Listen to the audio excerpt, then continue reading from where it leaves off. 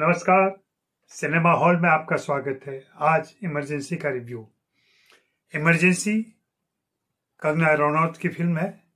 कंगना रनौत ने इसे डायरेक्ट किया है, प्रोड्यूस किया है और स्वयं इंदिरा गांधी की भूमिका भी निभाई है, तो एक्ट भी किया है।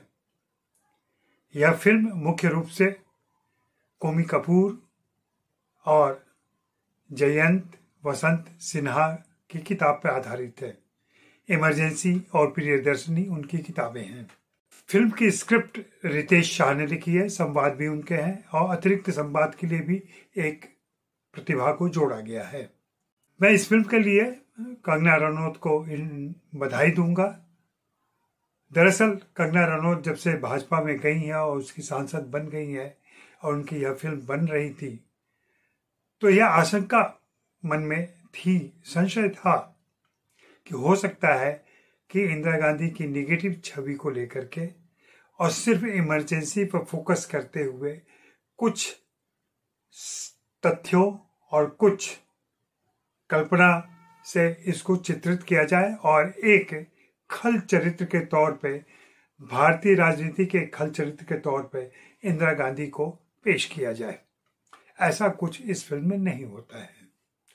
यह फिल्म बहुत ही लीनियर तरीके से 7-8 साल की इंदिरा गांधी से लेकर के उनकी मौत तक, यानी 67 साल की उम्र तक फिल्म चलती है और उनके जीवन के सभी प्रमुख घटनाओं और प्रसंगों को टच करती हुई आगे बढ़ती है। इसलिए एक हड़बड़ी भी है। सिर्फ 2 घंटे 26 मिनट में उन्हें यह फिल्म दिखानी है और अपनी बात भी कहनी है। मुझे यह फिल्म देखते हुए एहसास हुआ कि इंदिरा गांधी कहीं न कहीं किसी ग्रंथि की शिकार बचपन से रहीं और जो उनकी राजनीति में, उनके व्यक्तित्व में फलीभूत हुई। शायद कंगना ने और उनके लेखकों ने उसे पकड़ने की कोशिश की है, लेकिन वह पर्दे पर पूरी तरह से उभर कर नहीं आ पाता है, चित्रित नहीं हो पाता है। उन्हें जैसा बचपन मिला, उन्हें पिता से जैसे संस्कार मिले और फिर बाद में जिस तरीके से राजनीति में आने के बाद अपने सहयोगियों का विरोध उन्हें झेलना पड़ा और फिर बाद में उनके जीवन में उनका बेटा संजय जिस प्रकार से घुसा और एक नियामक भूमिका निभाने लगा और फिर उसकी विरक्ति होती है, ये सब कुछ फिल्म के अंदर आता है। फिल्म मुख्य रूप से 5-6 किरदारों को लेकर चलती है।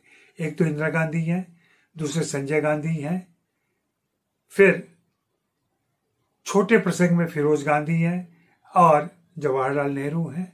माँ भी आई हैं, विजयालक्ष्मी पंडित भी आई हैं, जयप्रकाश नारायण हैं, अटल बिहारी वाजपेयी हैं, मानिक शाह हैं और बांग्लादेश से याह्या खान है। ये सब कुछ उनके जीवन में आए हैं और सारे महत्वपूर्ण किरदार हैं। लेकिन वही मैंने कहा ना, 2 घंटे 26 मिनट में उन्हें सभी किरदारों की भी बात करनी थी, तो वेल राउंड ऑफ किरदार नहीं है। हर किरदार आता है, कुछ करता है और फिर गायब हो जाता है। चूंकि ये सारे ऐतिहासिक किरदार हैं और हम उनके बारे में पहले से जान रहे होते हैं, इसलिए पर्दे पर हम जितना देखते हैं उससे ज्यादा हम समझ रहे होते हैं। इससे फिल्म को मदद भी मिलती है, लेकिन फिल्म का नुकसान भी होता है। मैं ऐसा मानता हूं, इस फिल्म को देखते हुए मुझे ऐसा लगा कि एक छात्र ने काफी मेहनत की, लगन से पढ़ाई की, सब कुछ रट लिया, उसने परीक्षा देने गया और जिन 5-6 प्रश्नों को उसने याद किया था उसमें से 3 प्रश्न आए ही नहीं और इस तरीके से उसे 2nd डिवीजन मिल पाया। यह फिल्म कुछ कुछ वैसा ही अनुभव देती है। कंगना रनौत ने पूरी मेहनत की है, अपने तय ईमानदारी से फिल्म बनाई है, लेकिन वह इंदिरा गांधी के जीवन के सारे प्रश्नों के उत्तर फिल्म में नहीं दे पाती हैं, जिसकी वजह से फिल्म थोड़ी सी कमजोर हो गई है, एकांगी हो गई है और एक रस हो गई है। कलाकारों के चुनाव में भी, कास्टिंग में दिक्कतें हैं। अनुपम खेर जयप्रकाश नारायण नहीं लगते हैं। श्रेयस तलपड़े अटल बिहारी वाजपेयी नहीं लगते हैं। ऐसे ही जॉर्ज फर्नांडिस, मानेक शाह, प्रफुल्ल जयकर, खुद इंदिरा गांधी के रूप में कंगना रनौत, सब में दिक्कतें हैं। सब उनकी छवियों के साथ और इन मशहूर हस्तियों के मैनरिज्म से अलग दिखते हैं पर्दे पर। यूं लगता है कि एक ड्रामा चल रहा है जहां इन नामों के किरदार पर्दे पर कुछ न कुछ कर रहे हैं। जो अच्छी बात लगी वो ये है कि फिल्म में इंदिरा गांधी खलनायिका नहीं है।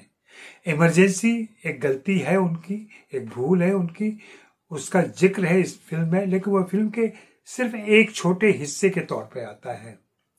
मुझे क्या लगा था कि फिल्म का नाम इमरजेंसी है तो पूरी फिल्म इमरजेंसी पर केंद्रित होगी और उसमें बताया जाएगा कि इंदिरा गांधी ने क्या ज्यादतियां की थी, किस तरीके से गलत काम किए थे और क्या क्या राजनीतिक भूलें हुई थी उनसे। लेकिन यह फिल्म इंदिरा गांधी के व्यक्तित्व पर ज्यादा डिपेंड करती है और उसी को लेकर चलती है।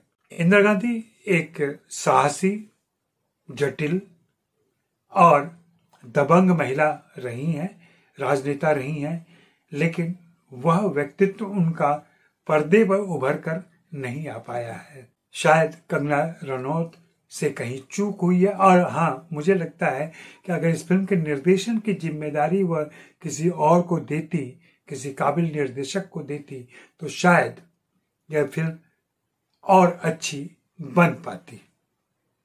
निर्देशन के मामले में कंगना रनौत कमजोर हैं। फिल्म के सीक्वेंसेज हो, फिल्म के पिक्चराइजेशन हो, फिल्म के दृश्यों की परिकल्पना हो, इन सब में थोड़ी थोड़ी कमियां हैं और उन थोड़ी थोड़ी कमियों के जमा हो जाने से फिल्म कमजोर हो जाती है। फिर भी जैसा कि मैंने पहले कहा, मैं इस बात के लिए तारीफ करूंगा कि अपनी वर्तमान राजनीति की सीमा या उसकी सोच की सीमा से बाहर निकलकर कंगना रनौत एक कलाकार के तौर पर इंदिरा गांधी को पेश करती हैं और उनकी छवि को धूमिल करने की बिल्कुल कोशिश नहीं करती हैं। आप यह फिल्म देख सकते हैं, हो सकता है आपको यह फिल्म अच्छी भी लगे। और मुझे फिल्म ने निराश नहीं किया है, हाँ, लेकिन संतुष्ट भी नहीं किया, इसलिए कि फिल्म में कुछ कमियां हैं, फिल्म कमजोरियां हैं और फिल्म उतनी बेहतर नहीं बन पाई जितनी बन सकती थी। शुक्रिया, मेहरबानी, धन्यवाद।